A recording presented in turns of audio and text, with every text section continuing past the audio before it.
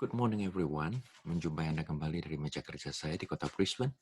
Saya Pastor Hania Saputra ingin sharing mengenai marriage, saudara. Marriage is not for you. Mungkin ada yang terkejut bahwa pernikahan itu bukanlah untuk Anda. Ya, bukan untuk kita sebenarnya. Alasan dari banyak dari kita memasuki bahtera rumah tangga ini karena kita mencari kebahagiaan.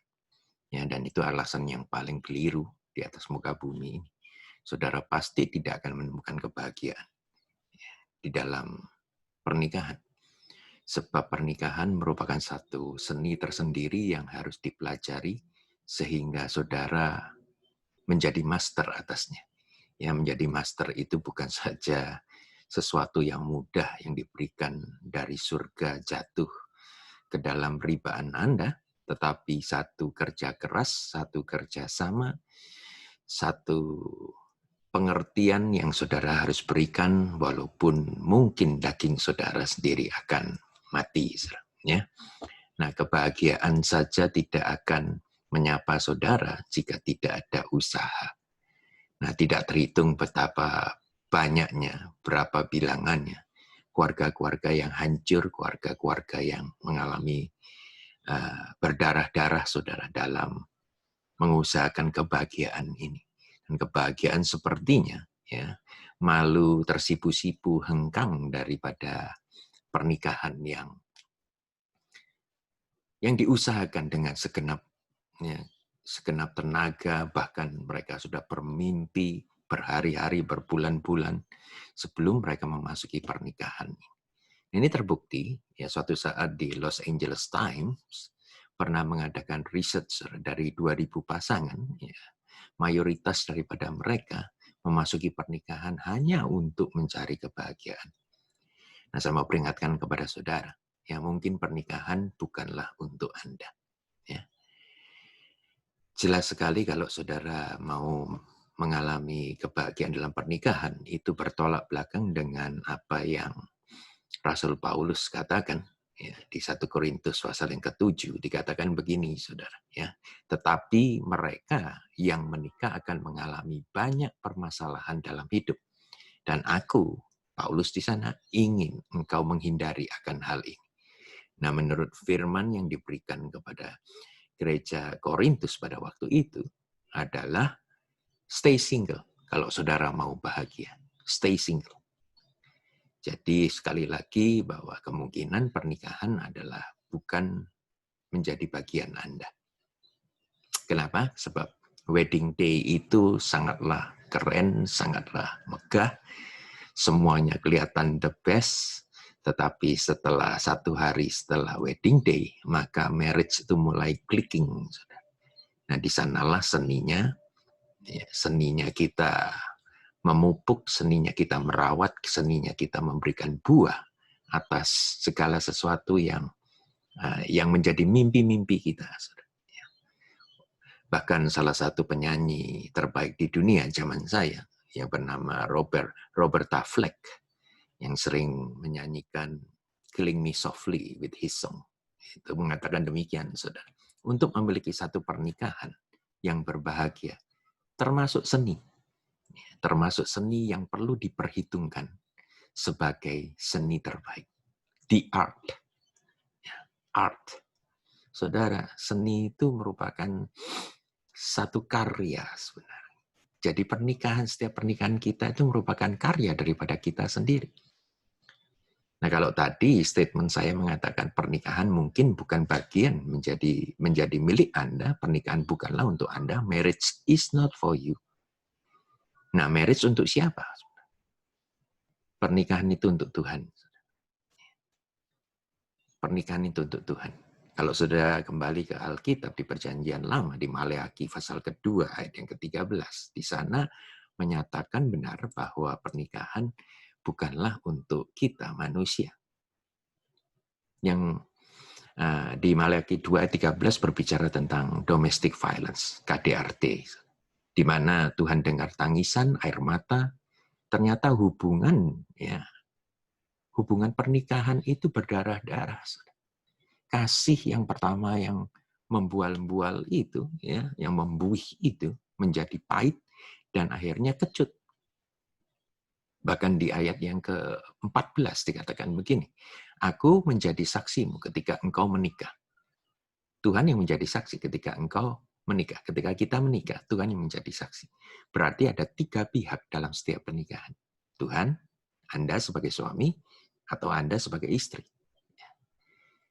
Nah, firman lainnya mengatakan tali 3 lembar sulit untuk diputuskan.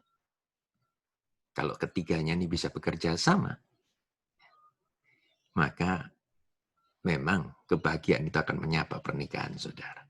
Ayat 15 mengatakan demikian, aku menikahkan engkau bagiku. Wow, saudara, ayat yang jelas sekali. Aku menikahkan engkau bagiku. Baca juga di Matius 19 ayat yang ke-6. Bukan untuk dirimu sendiri. Kalau engkau merasa nikah itu prakarsamu, itulah sebabnya pernikahanmu ya jadi kacau. Apa yang diharapkan dari Sang Pencipta dari pernikahanmu adalah keturunan ilahi. Jelas tertulis di sana. Tidak ada yang lebih lain, yang lebih jenius, lebih pintar, lebih canggih daripada Tuhan kita, Yesus Kristus. Sebab pernikahan adalah ide daripada Sang Pencipta itu sendiri. Dia tidaklah mendengar pertengkaran Anda, tetapi dia ingin Anda tetap dalam pernikahan Anda. Stay married, no matter what happens. Bukan diselesaikan ya dalam sekejap tanpa memberikan pelajaran berharga pada masing-masing pihak. Kalau ada kesulitan dari pihak istri maupun suami, sebenarnya itu sekolah pernikahan.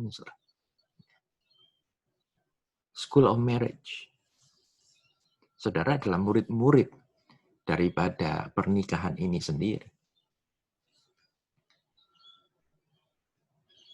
Anda tetap dalam pernikahan yang sulit, ya, dikarenakan jawaban dari permasalahan yang saudara sedang hadapi itu adalah sudah diberikan ya, kepada Anda yang rohani, yang mencari wajah Tuhan. Kalau saudara sudah menemukan jawaban daripada Tuhan, kemudian kita tinggal praktekkan. Praktekkan kebenaran itu kepada orang yang kita kasihi, kepada orang yang kita berjanji akan setia sampai mati. Katakan sih, tetap katakan I love you, I do everything for you. Sebab apa? Sekali lagi, pernikahan bukan buat kita, tapi buat Tuhan. Tuhan menginginkan keluarga-keluarga dia terjadi di atas muka bumi. Yang lihat saudara berdarah-darah itu adalah anak-anak saudara. Jangan wariskan kepahitan kepada mereka. Mazmur 127 ayat 3 mengatakan begini, anak-anak adalah warisan dari Tuhan, buah kandungan adalah upah. Anak-anak adalah hadiah dari Tuhan yang dititipkan kepada kita. Mereka adalah milik Tuhan. Ayat 5 dari Mazmur 127 mengatakan berbahagialah pahlawan, ya Anda semuanya, yang mengisi tabung panahnya penuh. Bukan bicara bikin anak banyak, melainkan anak-anak yang lurus seperti anak panah. Supaya apa? Bisa berbicara di pintu gerbang musuh. Dunia ini sedang kolaps. Dengan contoh yang keliru sama sekali mengenai pernikahan. Banyak yang kumpul kebo karena takut menikah. Sebenarnya pernikahan itu harus ada Tuhan di dalamnya. Maka pernikahan saudara akan menjadi sesuatu yang saudara mimpikan. Keindahannya itu luar biasa sekali. Anda tidak mungkin mampu berbuahkan anak-anak kebenaran apabila Anda sendiri belum dibenarkan oleh Kristus. Oleh karena itu hari ini saudara sudah membuka hati. Benarkan ya diri saudara, bukan dengan perbuatan saudara. Dengan membuka hati. Izinkan Yesus masuk dalam diri Anda. Maka saya yakin percaya kehidupan saudara berputar 180 derajat. Nah, bicara nanti parenting, setelah pernikahan, setelah marriage, itu parenting. Parenting ini bicara tentang hidup dan mati, saudara. Di dalam membangun kehidupan orang lain. Nggak ada yang malaikat otomatis. Anak-anak saya, anak-anak pendeta pun bukanlah menjadi malaikat otomatis kalau saya tidak shape mereka, kalau saya tidak invest di dalam kehidupan mereka, kalau saya tidak menjadi role model, istri saya tidak menjadi role model bagi mereka, maka mereka tetap akan terhilang. Sebagaimana orang yang tidak pernah kenal Kristus. Nah, anak-anak tercetak dari situasi rumah tangga kita. Oleh karena itu, biarlah hari ini selalu ingat ini, marriage is not for you, but it's for God, the Almighty God, the Creator, the initiator of that marriage. Saya yakin saudara mau melakukannya. Stay strong, stay married, and stay beautiful. Tuhan memberkati.